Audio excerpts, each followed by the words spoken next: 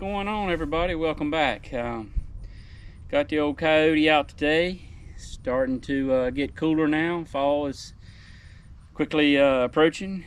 I'm kind of glad of that. I don't know about you guys, but anyway, one of the things I like to do when the weather gets cold, and you know, for me at least, I don't use the tractors as much. You know, when it's colder.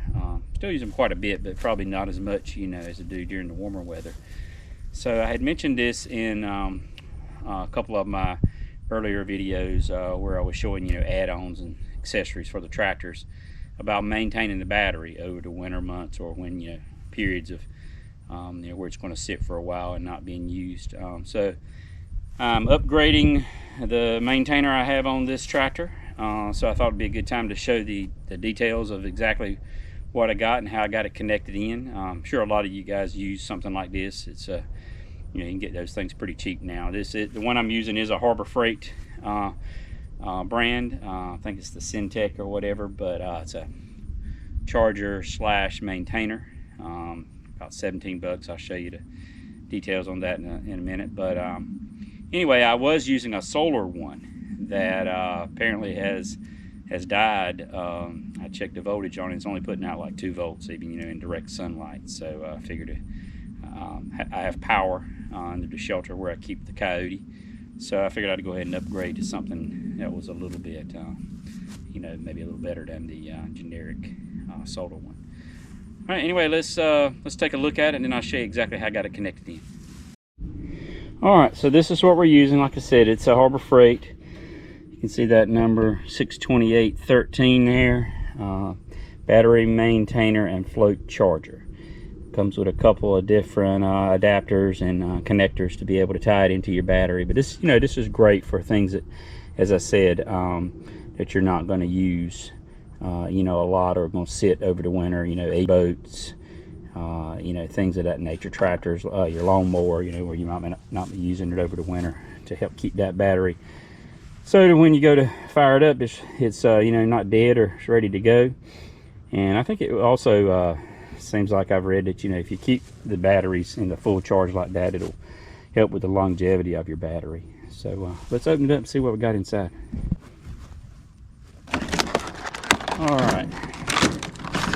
So as I say, it comes with a couple of adapters. So here are alligator clips, and the positive side is fuse, like a little car fuse in there. So that definitely will, see if I can open that up. Yeah, there you go. You got a little car fuse in there. So if, you know, something gets shorted out, wire gets rubbed into or whatever, you got some protection there. And you got your plug that would, you know, plug into the one going to the actual charger. It also comes with the other one that's the ring style connectors. And if your battery has a, you know, the studs or whatever to connect those onto, you can use that. And then you got the charger itself, and it has a LED light on it. Tells you here, red light is charging, green light is maintaining. And I think there's a couple other modes that if the red's flashing, maybe it's connected wrong or not charging, and maybe green flashing is it's in the process of charging or something like that. The instructions tell you. But I've already got it actually on. I bought 2 of these because I'm going to change out the one on my lawnmower as well as the one on the Coyote. But we'll get in here and I'll show you exactly how I got it connected into the battery. All right, got the hood popped on this bad boy. And if you look right here, you can see that I chose to go with the alligator clips. You could probably use the ring connectors, you know, and bolt them onto the bolts here, but I chose to go with the alligator clips. Here's the fuse, and then I chose the path going down where you got these radiator hoses, a little rubber grommet right here. So you can fish that, you know, from the top. You can fish the plug connector part of it down through this hole. It's a little tight, but if you fish it down and then get underneath, come around to the other side. So you can let it come out either side, but this on this right side is where I'm going to have the charger plugged into. And then the connector part here, I took a couple of cable ties and secured it to that little hose right there that goes to the steering cylinder. So that will, you know, keep it secured. And then of course it's got a little cover there to see when you're not using it, you can plug it to keep the mud and dirt out. But yeah, I'll pull this right under the shelter and just plug it in when, you know, probably I don't do it during the summer because, you know, I'm using it enough. I'm not worried about it in the summer. But you know, during the winter, you know, with it getting dark around here when you get home, you know, after work, don't really use the tractor much during the week. And then if it's a real cold weekend or something, you know, kind of soft, I might not be out there on the tractor too much.